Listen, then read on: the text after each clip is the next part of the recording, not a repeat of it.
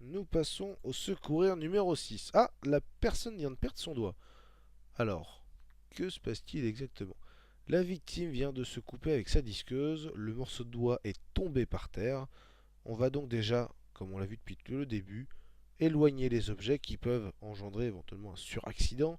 Donc on va éloigner cette disqueuse. Tout de suite, on s'occupe de notre victime. Le doigt va attendre. Ce sera la seconde étape. On va en priorité déjà éviter que la victime voit cette marque, donc son doigt sectionné. On va mettre une compresse dessus, on va lui demander de ne pas regarder, et ensuite on va pouvoir ramasser le doigt.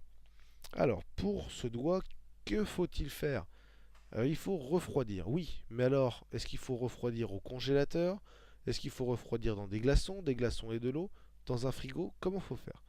Alors, si nous prenons exactement le principe de l'INRS, nous avons donc pris notre doigt, le sauveteur va chercher de l'eau et des glaçons dans une poche. Nous allons enfermer hermétiquement notre doigt qui est dans cette petite poche avec un linge ou une compresse. Nous allons le mettre dans l'eau et les glaçons, ce qui va refroidir suffisamment mais pas congeler le doigt. Si vous mettez directement dans la glace, vous allez geler le doigt et du coup il risque de décéder ce petit doigt. Donc nous discutons avec la victime pendant que nous faisons toutes ces affaires, c'est très important. Il faut toujours rassurer la victime, sachant qu'un bout de son corps est dans un sac.